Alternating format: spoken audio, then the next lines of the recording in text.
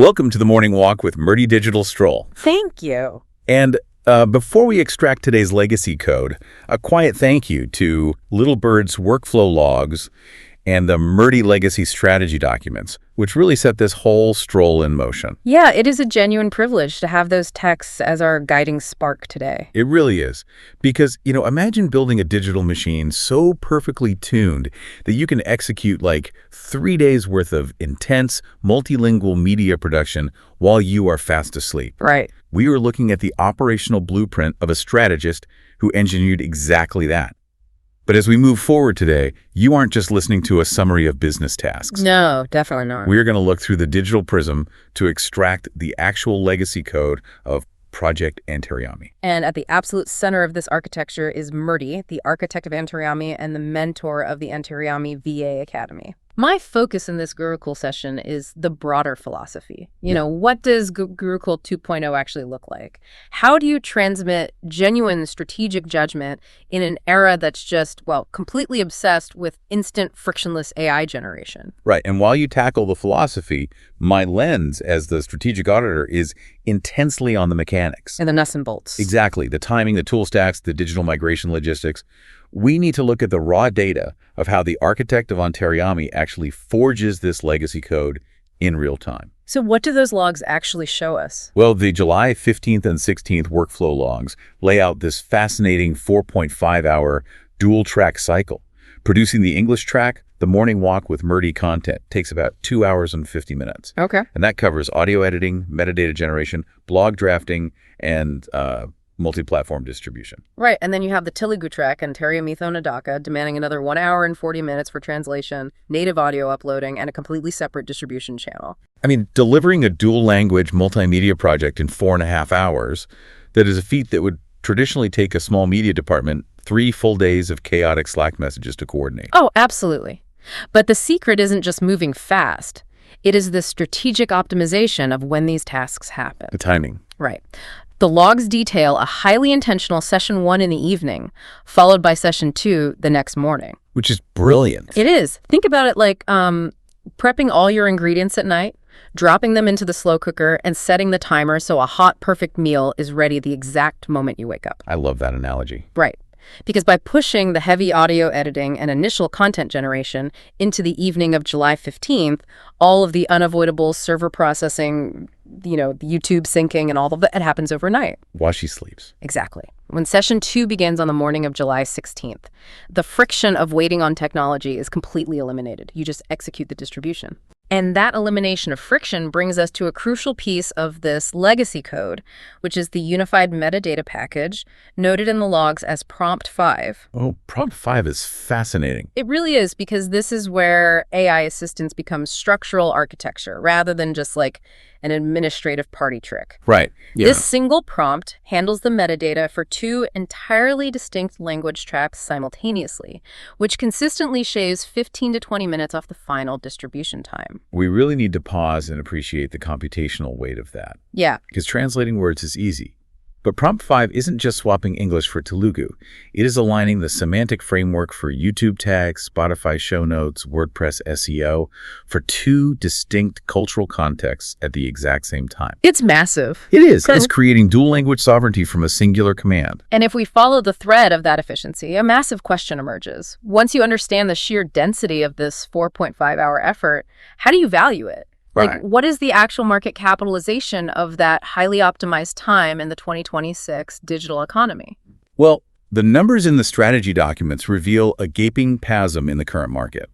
If someone operates as a general virtual assistant, handling inbox management, basic scheduling, routine administrative tasks, their market rate is stagnant between $12 and $25 an hour. Because that work is a commodity. Exactly. It's a total commodity. Yeah. But when a professional transitions into being a specialized digital migration strategist, building the kind of architecture we just described, they instantly command $50 to $150 an hour. Wow. And adding the multilingual strategy component naturally forces a 25% to 50% premium right on top of that base rate. Which brings us to a foundational concept in Murty's ecosystem, which is the Artha Logic framework for billing. Let's unpack that. So Artha conceptually translates to wealth, meaning, or essence. In practice, it dictates billing for the strategic weight of the architecture, not just the minutes on the clock. Right, the value created. Exactly. Under this logic, the 4.5-hour cycle we just analyzed has a base value of $225, assuming a highly conservative $50 an hour. But because the work is structural, because it creates an asset rather than just completing a chore, you apply a 20% strategic architecture fee. So that brings the total to $270 per dual language episode. For a client publishing weekly, they are looking at a $1,200 at $1,800 monthly retainer. Which clients happily pay. Oh, definitely. Yeah. And the documents outline 3 distinct pillars that justify this premium to the client.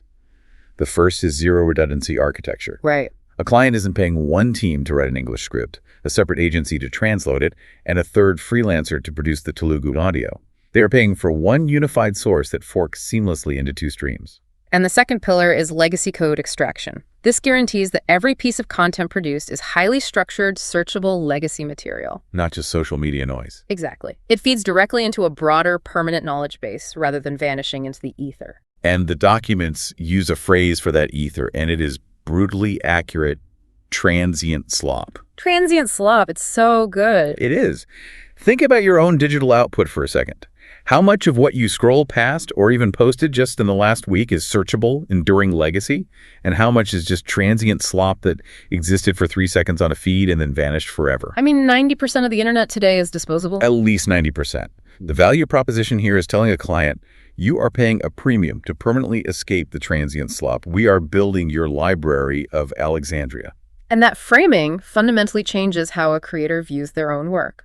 Clients will eagerly fund their escape to the right side of that divide. Absolutely. And then the third pillar tying this together is multilingual sovereignty. Right. Because in a hyper-globalized 2026 market, the ability to command equal authority, equal production value, and an equal strategic presence in both English and Telugu simultaneously is a remarkably rare asset.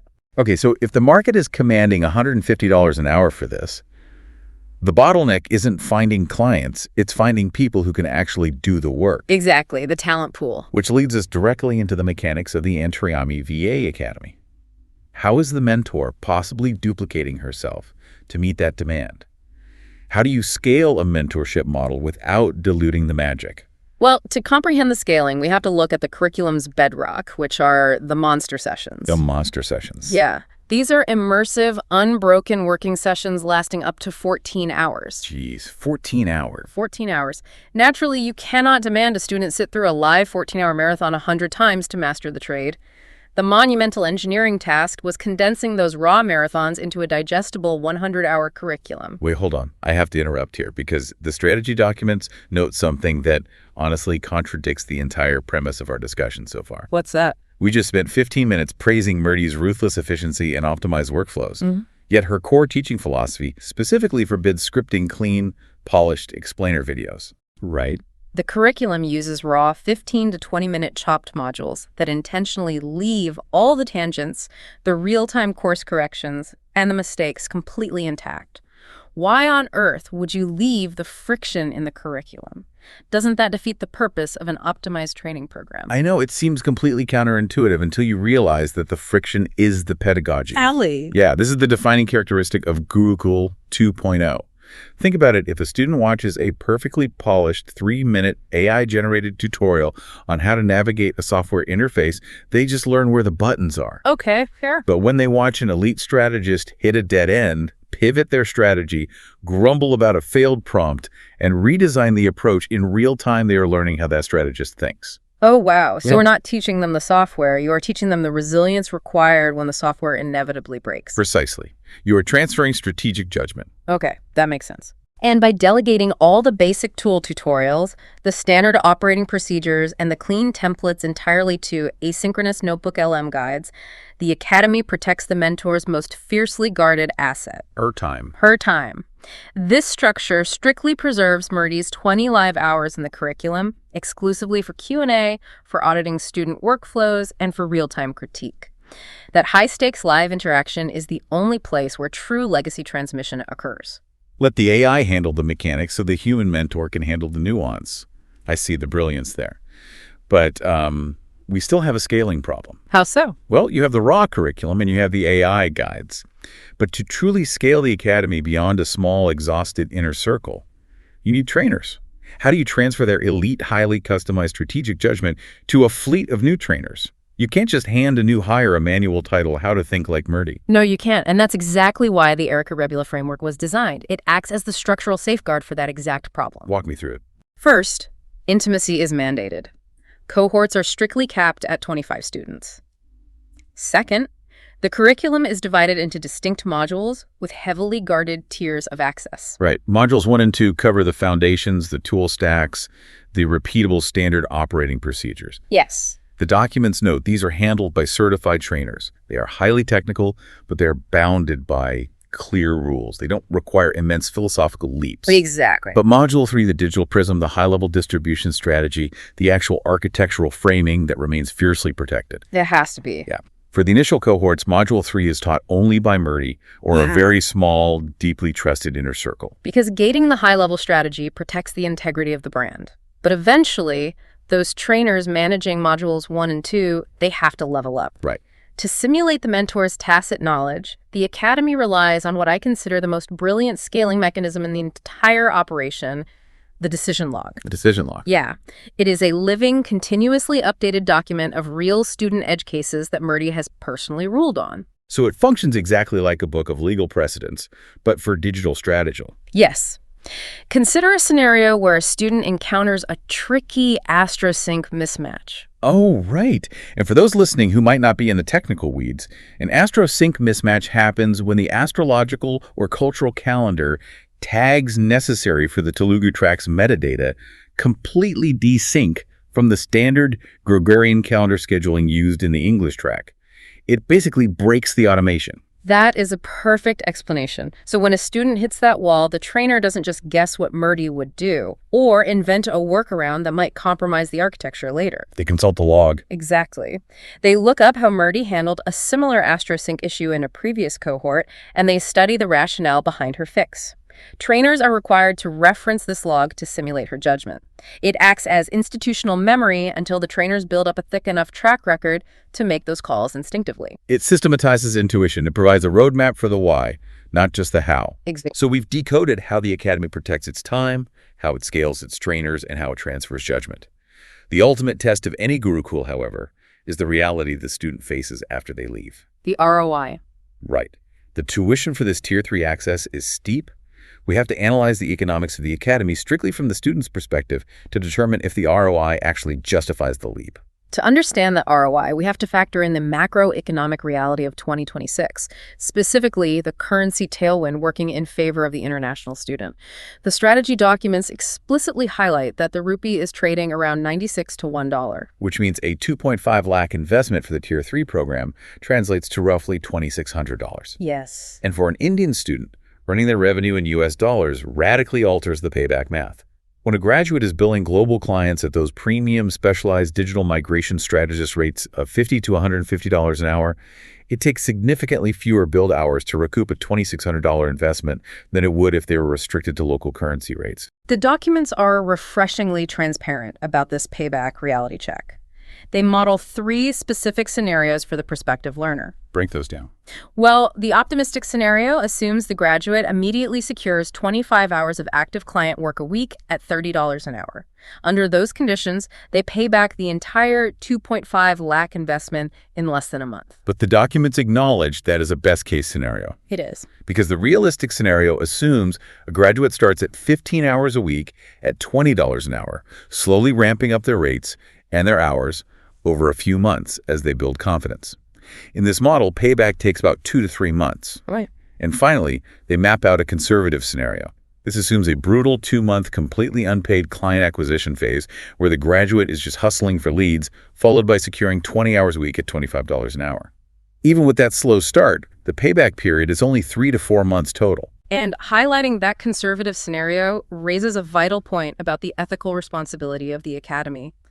It is heavily emphasized as a strategic flag in the legacy documents. The honest framing for marketing this program is critical. How so? They explicitly mandate that the promise to students must be recouping the cost in 1 quarter of active client work, not within weeks. Claiming a student will make their money back in weeks invites immediate skepticism because it deliberately ignores the messy reality of client acquisition. Earning the skill is only half the battle. Finding the entity willing to pay for it takes time. The documents also identify a massive strategic hazard they call the placement trap. The fee tiers of the Antaryami VA Academy benchmark against massive corporate edtech giants like ISB or Upgrad. Right, but those are huge institutions. Exactly. Those giants have massive, deeply entrenched corporate placement pipelines. They can guarantee interviews. The Academy does not have that infrastructure. If they pretend to be a corporate placement machine to justify the 2.5 lakh price tag, they will inevitably fail their students. So to survive, they have to confidently own what they actually are: elite boutique mentorship. Yeah. They aren't selling a guaranteed corporate desk job.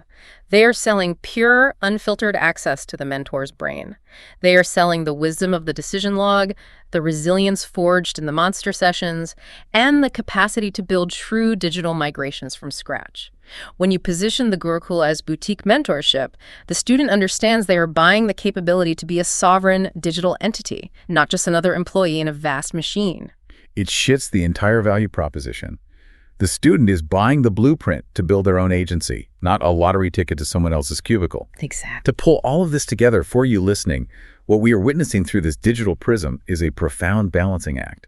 The architect of Antaryami has engineered a system that operates with ruthless digital efficiency.